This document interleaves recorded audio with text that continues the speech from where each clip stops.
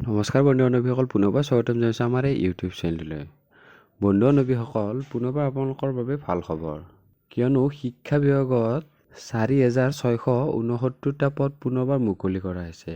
কেনেকুৱা ধৰণৰ পদ মুকলি কৰা হৈছে সেই সকলো কথা আজিৰ ভিডিঅ'ত আমি আলোচনা কৰিম।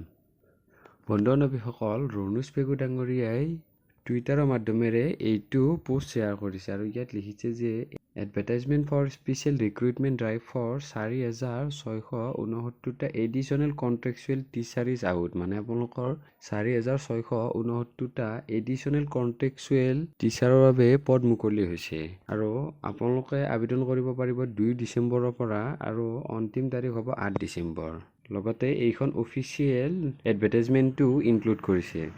এই অফিচিয়েল এডভাৰটাইজমেণ্টখনত কি কথা আছে আমি সকলো আলোচনা কৰিম আজিৰ ভিডিঅ'টোতে।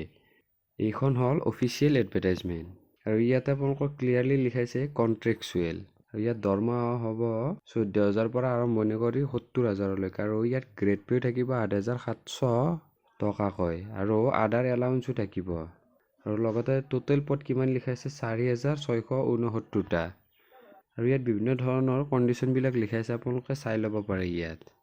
ইয়াৰ পিছত আপোনালোকৰ যদি কিবা কনফিউজন আছে তেনেহ'লে আপোনালোকে তলত কমেণ্ট কৰি জনাব। তেনেহ'লে আজিলৈ ভিডিঅ'টো ইমানখিনি আছিল। পুনৰবাৰ আপোনালোকক নতুন ভিডিঅ' এটাৰ সৈতে নতুন ইনফৰমেশ্যনৰ সৈতে লগ পাম। আজিলৈ ইমানে, ধন্যবাদ। জয় অসম।